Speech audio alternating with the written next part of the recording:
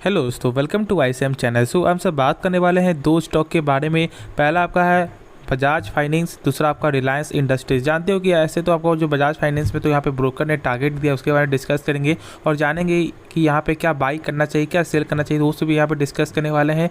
और जो नेक्स्ट जो स्टॉक है यहाँ पे रिलायंस, जानते हो कि यहाँ पे आपको जो डिमर्जर आपका होने वाला है, ठीक है, और यहाँ पे उसके रिगार्डिंग ठीक है क्या क्या आपको फॉलो करना चाहिए। बहुत से लोगों को यहाँ पे अभी भी डाउट हो रहा है, तो सारा डाउट मैं यहाँ पे आपको जो क्लियर मैं आपको करने वाला हूँ। तो इस वीडियो को पूरा अंत तक देखना और हाँ, उससे पहले जरूर इस चैनल को सब्सक्राइब कर सकते हो, प्लस बेल आइकन को जरूर से ऑल पे दबा देना, जिससे सारे वीडियो की जो नोटिफिकेशन है वो सबसे पहले मिल जाए। तो चलो वीडियो स्टार्ट करते हैं और यार सबसे पहले डिस्कस करेंगे बजाज फाइनेंस के बारे में। देखो आज के सेशन में लगभग आपको 1.55% यहाँ पे गिरावट होते हुए दिखाई दिया है। ऐसे तो आप देखोगे तो यहाँ पे आपको 1.55% गिरावट हुआ है और वही आपका जो बजाज फिनसर्व में लगभग यहाँ पे 2.5% से ज़्यादा यहाँ पे गिरावट होते हुए आपको दिखाई दिया है, ठीक है। यानी कि लगभग आपका इस ग्रुप में जो भी स्टॉक है सारे में ही आपको प्रेशर निकल के आ रहा है। देखो ज़्यादातर जानते हो कि इसका आपको Q2 का रिजल्ट एक बेहतरीन रिजल्ट आया था, लेकिन यहाँ पे गिरावट इस वजह से है क्योंकि देखो मार्केट कुछ और यहाँ पे एक होता है ना, जिससे कि आपको एक गाइडेंस का एक आपका इंपॉर्टेंट होता है, ठीक है। जब कंपनी का जब यहाँ पे गाइडेंस जब यहाँ पे सही से नहीं आता है तो फिर यहाँ पे मार्केट आपको निगेटिव सेंटीमेंट पकड़ लेता है। लेकिन देखो ये जो सेंटीमेंट है ना, इसमें डरने की जरूरत नहीं है, ठीक है, इसमें बाई करने की जरूरत है। क्योंकि ये ऐसा कुछ नहीं है कि इसका कोई यहाँ पर रिपोर्ट ख़राब निकल के आया है या इसमें सेल्स में ग्रोथ नहीं हुआ है या प्रॉफिट में ग्रोथ नहीं हुआ, नहीं, सारा चीज़ देखोगे तो यहाँ पे क्वार्टरली भी ग्रोथ है और यहाँ पे आपका ईयर ऑन ईयर भी ग्रोथ निकल के आता है। तो ये से एक मौका निकल के आ रहा है, तो इसमें डरने की कोई ज़रूरत नहीं है। अब यहाँ मेन मकसद क्या होता है कि यहाँ ब्रोकर ने क्या टारगेट दिया है, ठीक है। देखो मैं ज़्यादा टाइम वेस्ट नहीं करने वाला, ठीक है। जो भी यहाँ पे शॉर्ट में जो न्यूज़ है वो मैं यहाँ पे जो डिस्कस आपको करने वाला हूँ। देखो सबसे पहले देख सकते हो आपको जो बजाज फाइनेंस टारगेट है 8,500, यहाँ पे आपको यस सिक्योरिटीज कैसे करना है, ठीक है, वही चेक करो। यहाँ पे आपको ICICI डायरेक्ट का, ठीक है, लगभग 8650 का टारगेट यहाँ भी मिलते हुए दिखाई दे रहा है। तो लगभग देखोगे ना तो लगभग सारे ही ब्रोकर में, ठीक है, सारे ही आपको न्यूज़ में सारे ब्रोकर ने यहाँ पे आपको टारगेट जो है ना वो एक बेहतरीन टारगेट आपको दिया है, ठीक है। क्यों? क्योंकि देखो ये एक ऐसी कंपनी है ना जो यहाँ पे लॉन्ग टर्म में या शॉर्ट टर्म में बहुत ज़्यादा आपको पॉसिबिलिटीज़ रखता है इसे ग्रोथ आने के लिए। क्यों? क्योंकि जानते हो कि इसका आपको जो क्रेडिट कार्ड का अप्लाई जो है, सॉरी यहाँ जो क्रेडिट कार्ड का इनका जो ये जो था आपका जो जिसे हमसे बोलते हैं आपको इन्फॉर्मेशन जो था वो यहाँ पे RBI के द्वारा जब यहाँ पे आपको अप्रूव आपको हो जाएगा ना जो फॉर्मल, वो उसके बाद इस शेयर का यहाँ पे आज उसका प्राइस दिख रहा है 7,000 ना, वो बहुत जल्द आपका 10,000 ही पार करते हुए आपको दिखाई दे जाएगा, ठीक है। क्योंकि देखो इसका मार्केट जो बेस है ना, देखो टोटल आपका जो है क्रेडिट कार्ड मार्केट बेस है लगभग आपको 8 करोड़, यानी कि 8 करोड़ लोग ही आपको जो है क्रेडिट कार्ड आपको यूज़ करते हैं, ठीक है। देखो सबसे पहले बात, लोग यहाँ पे आपको क्रेडिट कार्ड से डरते भी हैं। बहुत से लोग जानते हो कि यहाँ पे क्रेडिट कार्ड आपको यहाँ पे लेते भी नहीं, क्योंकि उन्हें ऐसा लगता है कि यार ये एक फालतू चीज़ है, पैसा दिक्कत है, बर्बादी है। लेकिन बहुत से लोग इसका फ़ायदा भी जो उठाते हैं एक बेहतरीन मायने में। क्योंकि उसमें आपको जो रिवार्ड पर जो पॉइंट मिलता है ना, उससे आपको महीने के 2-3 हज़ार आपको वैसे ही बचा लेते हैं, ठीक है, यदि उनका लिमिट हो 1 लाख का। तो अब यहाँ पे जब इसको यहाँ पे जब मिल जाएगा अप्रूवल और जब पूरे भारत का जो मार्केट बेस है वो यहाँ पे 8 करोड़ निकल के आता है और इसका जो है ना लगभग 4 करोड़ का मार्केट बेस है, ठीक है, आपको बजाज फाइनेंस का। तो यदि 4 करोड़ में 25% भी लोग आपको क्रेडिट कार्ड यहाँ पे ले लेते हैं ना, तो फिर समझ सकते हो कि पूरे भारत का लगभग 12 से 13% मार्केट से कहीं नहीं जाएगा। और मैं तो बस ऐसे ही आपको मैं बता रहा हूँ, यहाँ पे न्यूनतम मैं बता रहा हूँ, सबसे कम से कम यहाँ पे आपको जो है मैं बता रहा हूँ 1 करोड़ ना, आपको वैसे तो यहाँ पे 5 करोड़ भी हो सकता है और यहाँ पे 3 करोड़ भी आपको देखने को मिल सकता है, ठीक है। तो समझो यहाँ पे ये बहुत एक अच्छा मौका निकल के आ रहा है और पहली कंपनी भी ऐसी हो जाएगी जो यहाँ पे आपको NBFC कंपनी जो सेक्टर जो यहाँ पे जिनके पास यहाँ पे क्रेडिट कार्ड आपको होगा, ठीक है। इसलिए यहाँ पे क्या हो रहा है ना कि बीच में ब्रेकआउट भी यहाँ पर दिखाई दिया था, लगभग आपको जो 7,500 से ऊपर यहाँ जाते हुए दिखाई दिया था। और ये एक ऐसा ब्रेकआउट में यहाँ पे चलते हुए दिखाई दे रहा है जो यहाँ पे शॉर्ट टाइम में भी पूरा आपको जो कैपेबिलिटी रखता है कि 8,000 से ऊपर जाने का। तो यहाँ पे डरने की कोई ज़रूरत नहीं है, ठीक है। मैं तो जितना यहाँ पे जितना गिरावट हो रहा है ना वो एक फ़ायदा का है, एक मौका है और इसमें ज़रूर मौका का फ़ायदा आपको उठाना चाहिए, ठीक है। और यदि आपको ये मौका आपको चला गया ना तो फिर यहाँ पे बाद में पछताने वाले हो। क्योंकि देखो यहाँ पे बहुत से लोगों का एक आपका माइंडसेट क्या होता है, जैसे कि इसका प्राइस चल रहा है अभी 7,000 रुपये, ठीक है। बहुत से लोगों ने यहाँ पे एक आपको सेट कर दिया होगा, जैसे अभी चल रहा है 7,95, ठीक है। बहुत से लोगों ने सेट किया होगा जैसे 7,000 में, ठीक है। मान लो 7,000 में यहाँ पे नहीं आया, ठीक है, 7,000 नहीं देखने को मिला, लेकिन सेट किए थे लोग 7,000, फिर कल भी यहाँ पे सेट करेंगे 7,000 में, ठीक है। और यदि 7,000 जहाँ आएगा उससे पहले ही थोड़ा सा यहाँ पे कम कर देंगे, और मान लो यदि 7,000 से ऊपर यहाँ पे आपको आता ही नहीं है 7,000 में, और मान लो यहीं से आपको जो है जाता है 7,200 तक, तो लोग बाई नहीं करेंगे, ठीक है। लोग यहाँ पे क्या माइंडसेट होगा, अरे यार जब मैंने यहाँ पे 7,100 से जब मैंने आपको छोड़ दिया, तो फिर मैं 7,200 में मैं आप कैसे बाई करूँ, तो जिसके रिगार्डिंग वो लोग यहाँ पे बाई नहीं करेंगे, ठीक है। लेकिन ऐसा नहीं करना चाहिए। यदि आपको वो स्टॉक यहाँ पे आपको अच्छा लगता है, यदि आपको ऐसा लगता है कि उसका आप में वो स्टॉक में आपको जो पोटेंशियल है कि वो लॉन्ग टर्म में या शॉर्ट टर्म में आपको ग्रोथ आपको दिखाई दे सकता है, तो जब मौका मिले तो उसे यहाँ पे बाई कर लेना चाहिए, वरना फिर बाद में यहाँ पे ऐसा मौका नहीं मिलेगा। चेक कर लो ना, तो इस कंपनी की जो रिटर्न है 5 साल के रिटर्न में 290% का ये कंपनी आपको रिटर्न दिखाती है।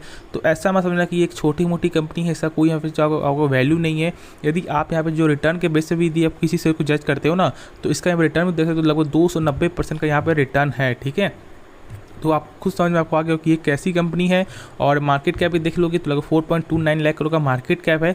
तो इसको आप हल्के में मत लेना, बस आप यहाँ पे जितना गिरावट हो रहा होता है मौका का फायदा उठाओ, और जो यहाँ पे टारगेट है बस मैंने आपको टारगेट दिखा दिया, तो होप इसके रिगार्डिंग जो भी आपका डाउट वो क्लियर हो गया होगा, ठीक है। तो आराम से जब मौका बन रहा है तो यहाँ पे थोड़ा थोड़ा करके आपको बाई करना, ऐसा नहीं कि जो पूरा पैसा लगा देना, नहीं। इसमें आपको SIP के द्वारा यहाँ पैसा लगा सकते हो, ठीक है। और बस यहाँ पे एक शॉर्ट टर्म के लिए भी पैसा बनेगा आपका, और लॉन्ग टर्म के लिए पैसा बने जब मार्केट का जब सेंटीमेंट जब यहाँ पे सही हो जाएगा, क्योंकि जानते हो कि मार्केट अभी एक आपका वोलेटाइल मूड में है, ठीक है। तो बस यहाँ मार्केट का बस यहाँ पूरा मूड होता है, लेकिन शेयर में कोई खराबी नहीं है, आपको आराम से होल्ड करके चलना है। तो नेक्स्ट स्टॉक के बारे में डिस्कस करते हैं। तो आज आप देख सकते हो लगभग यहाँ पे 1.53% का गिरावट आपका हुआ है रिलायंस कंपनी में। और इसका यहाँ पे जानते हो कि जियो फाइनेंशियल के साथ, ठीक है, जो जियो फाइनेंशियल, ठीक है, यहाँ पे क्या हो रही है, डीमर्ज आपका हो रही है रिलायंस इंडस्ट्री से। जब को देखो बहुत से लोग यहाँ पे क्या किए थे ना, आपको बहुत सारे लोग आपको फेक न्यूज़ भी यहाँ पे दिखाए थे, जैसे कि जियो देखो रिलायंस का यदि आपको जियो से यदि कुछ होता ना, तो फिर इतना ज़्यादा को पैसा निकल गया था, इतना ज़्यादा गिरावट होता कि आप सोच भी नहीं सकते। क्योंकि इसका मेन जो यहाँ पे नाम होता है ना, वो यहाँ पे ऑयल सेक्टर, और उसके बाद फिर आपको यहाँ पे आपको जियो, ठीक है, यानी कि आपको टेलीकॉम सेक्टर, ठीक है। तो ये दो सेक्टर ही एक आपका जो यहाँ पे एक पकड़ा हुआ एक इसका यहाँ पे मैं बोलूँगा तो एक स्ट्रॉन्ग इसका एक सपोर्ट जो है ना, यही दोनों स्टॉक निकल के आता है। लेकिन लोग यहाँ बहुत ज़्यादा आपको फेक न्यूज़ भी आपको निकाले थे, लेकिन अब यहाँ लोगों सबको जो यहाँ पे मालूम चल गया है कि आपको जियो फाइनेंशियल का जो है यहाँ पे जो इनका बहुत सारे जानते हो कि बहुत सारी कंपनी बहुत सारे सेक्टर में ये कंपनी काम करती है, जैसे कि आपका ऑयल हो गया, प्लस देखोगे तो आपको सोलर पावर आपका हो गया, प्लस देखोगे तो आपका जो टेलीकम्युनिकेशन हो गया, और सब बहुत सारे सेक्टर है यहाँ पे, ठीक है। और लगभग इसमें से ही एक छोटा सा एक आपका स्टेक लेता है ये आपका जियो फाइनेंशियल, ठीक है। एक आपका जो फाइनेंस सेक्टर है तो वही एक छोटा लगता है, वो उसी को यहाँ पे आपको बाहर निकाला जा रहा है, ठीक है, यानी जो डिमर्ज आपको किया जा रहा है। और जानते हो कि यहाँ पे एक स्टॉक के बदले एक स्टॉक आपको मिलेगा, लेकिन क्या न्यूज़ है यहाँ पे, कैसा क्या करना है, क्या आगे आपको बाई करना चाहिए, क्या नहीं करना चाहिए, क्या और गिरावट हो सकता है, तो उसके बारे में जानेंगे, ठीक है। तो चलो यहाँ पे देख लेते हैं यहाँ पे कैसा है, क्या न्यूज़ है। तो यहाँ पे आप देख सकते हो कि the board of director of Reliance industries meeting held Friday, ठीक है, फ्राइडे के दिन आपको मीटिंग हुआ था, ठीक है। सॉरी यहाँ पे फ्राइडे के दिन आपको क्या हुआ था, इसका Q2 का आपको जो रिजल्ट जो आया था उसी में यहाँ पे कंपनी ने आपको अनाउंस कर दिया था, ठीक है, कॉर्पोरेट एक्शन में। और वही चीज़ यहाँ पे जो यहाँ पे लिखा हुआ आ रहा है, देखो यहाँ पे JPSL का मतलब वही आपका हो गया जियो फाइनेंशियल सर्विस लिमिटेड, ठीक है। तो यदि कोई शॉर्ट में लिखा होगा तो ऐसा मत समझना कि कोई और कोई कंपनी है या कुछ और है, ठीक है, ऐसा नहीं है, ठीक है।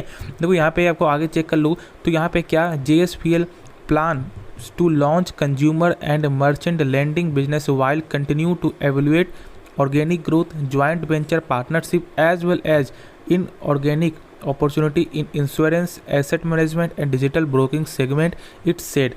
देखो यहाँ पे जो जियो फाइनेंशियल, देखो यहाँ पे फाइनेंशियल का यहाँ पे क्या समझते हो, फाइनेंशियल 2-3 तरह का है। पहला तो आपका इंश्योरेंस हो गया, और जो ऐसे आप जो समझते हो फाइनेंस वो भी है, ठीक है। तो यहाँ पे क्या है कि यहाँ पे आपको जो प्लान कर सकती है लॉन्च करने का, ठीक है, ये कंपनी जो जियो फाइनेंशियल, ठीक है। इंश्योरेंस तो इसका पहले से जानते हो यहाँ पे, प्लस यहाँ पे आपको जो ब्रोकिंग का भी सिस्टम, ठीक है, जैसे अभी आप जानते हो, जैसे आप ब्रोकिंग में क्या समझ रहे हो, जैसे कि आप यहाँ पे शेयर मार्केट में जो लगा रहे हो, जो भी पैसा लगाते हो वो एक आपका ब्रोकर के द्वारा ही पैसा लगाते हो, तो उस तरह से भी यहाँ पे आप समझ सकते हो। प्लस यहाँ पे आपको क्या है, ज्वाइंट वेंचर भी हो रही है बहुत सारी कंपनी के साथ, जो बहुत सारी पार्टनरशिप यहाँ पे ज्वाइंट वेंचर भी होते हुए दिखाई देगी। और यहाँ पे एक ऐसे छोटे मोटे यहाँ पे ऐसा नहीं, ठीक है, इसका ऑर्गेनिक ग्रोथ आपका होगा, और साथ ही साथ यहाँ पे आपको जो पार्टनरशिप जो होगा ना वो छोटी मोटी कंपनी के साथ नहीं होगा। तो इसके लिए यहाँ पे आप निश्चिंत रहो, और मैं वही बोलूँगा कि आपको आराम से इस कंपनी को होल्ड करके चलना चाहिए, रिलायंस इंडस्ट्रीज़ को, ठीक है। अब यहाँ पे अब ये सोचना है क्या यहाँ पे बाई करने का मौका है। देखो मेरे हिसाब से अभी आप बाई मत करो, ठीक है, और ज़्यादा यहाँ फ़र्क भी नहीं पड़ेगा। ऐसा समझना कि यहाँ पे बहुत ज़्यादा गिरावट हो जाएगा जाएगा, ये बहुत ज़्यादा प्रेशर आ जाएगा, तेज़ी आ जाएगा, नहीं। देखो ये बहुत एक छोटा स्टेक यहाँ पे रखता है, ठीक है। वही आपका यदि जियो बाहर निकलता है तो एक आपका अलग बात है, ठीक है। जो मैं आपको टेलीकम्युनिकेशन में मैं आपको बात करूँ कम्युनिकेशन का, लेकिन ये उस सेक्टर का नहीं है, ठीक है। एक फाइनेंशियल सेक्टर का है और वो भी एक छोटा स्टेक लेता है। तो यदि ये बाहर निकल भी रहा है ना तो ज़्यादा फर्क नहीं पड़ेगा। तो इसके लिए आप निश्चिंत रहो और ऐसा यहाँ पे टेंशन लेने की कोई बात नहीं है कि यहाँ पे बाई करना है अभी, या बाई करोगे तो आपको फ़ायदा मिलेगा, बिल्कुल नहीं। आपको आराम से जैसे आप नॉर्मल थे नॉर्मली यहाँ पे लेके चलो इसको, ठीक है। और ज़्यादा यदि आप ऐसा करोगे, यदि आप ऐसा सोचोगे कि यार नहीं बाई कर ले, सेल कर दें, ये हो जाएगा वो हो जाएगा, बिल्कुल नहीं। वैसे करोगे तो यहाँ पे प्रेशर में कभी आपको प्रॉफिट भी देखने को मिल सकता है और नहीं तो पैसा फंस सकता है शॉर्ट टर्म के लिए, ठीक है। तो ऐसा काम मत करो, आराम से इसको आपको जो नॉर्मल लेके चलो, खुद यहाँ पे जो होगा सो होगा। लेकिन आप इसको लॉन्ग टर्म पे आपको रिलायंस कंपनी जरूर बाई करना चाहिए, क्योंकि ये एक ऐसी कंपनी है जो प्रॉफिट, देखो ग्रोथ इतना ज़्यादा स्पीड नहीं होता है। ऐसा नहीं कि यहाँ पे आपको 5 साल में दे देगी 300% का, 400% नहीं। ये बहुत एक स्टेबल ग्रोथ चलेगा, लेकिन बहुत ही एक सेफ स्टॉक की तरह। जो यहाँ पे आपको बिगिनर जो आए हुए, जैसे कि जो पहली बार जो शेयर मार्केट हुआ, जिसे उनका मात्र आपका जो 2 महीने हुआ है, 3 महीने हुआ है, 1 साल भी हुआ है, तो उन्हें यहाँ पे आपको रिलायंस जो है ना, उन्हें ज़रूर पोर्टफोलियो आपको रखना चाहिए, ठीक है। देखो बस प्राइस को देखना है, और अभी प्राइस बहुत ही आपको कम प्राइस से शेयर जो मिलते हुए दिखाई दे रहा है। तो यहाँ पे धीरे धीरे करके जरूर आपको फॉलो करना चाहिए आपको इस स्टॉक को, ठीक है। और यहाँ पे क्या होगा कि शॉर्ट टाइप ऐसा बनता ही है, आपको बनते हुए दिखाई देगा ही, और साथ साथ यहाँ पे लॉन्ग टर्म में भी कुछ आपको एक अच्छा खासा परसेंट पे निकल के जैसे कि यहाँ पे 1 साल में 10% का 12% रिटर्न भी देखने को मिल जाएगा। तो आपको सिंपल एक सेफ स्टॉक को पहले देखो, फिर उसके बाद जब मार्केट जैसे जैसे यहाँ पे आपको जो समय बीतेगा ना, आपको वैसे वैसे आप शेयर के बारे में और ज़्यादा जानोगे, ठीक है। तो उसके बाद फिर आप जो है रिस्की स्टॉक में बाई करना, लेकिन अभी सेफ स्टॉक ही लेकर आपको चलना चाहिए। तो होप इसके बाद जो भी डाउट है वो क्लियर हो गया होगा। यदि कुछ भी सीखने में जरूर इस चैनल को सब्सक्राइब कर देना, प्लस बेल आइकन को जरूर से ऑल पर दबाना, सारे वीडियो की जो नोटिफिकेशन है वो सबसे पहले मिल जाए। तो मिलते हैं नेक्स्ट वीडियो में, तो तब तक के लिए धन्यवाद।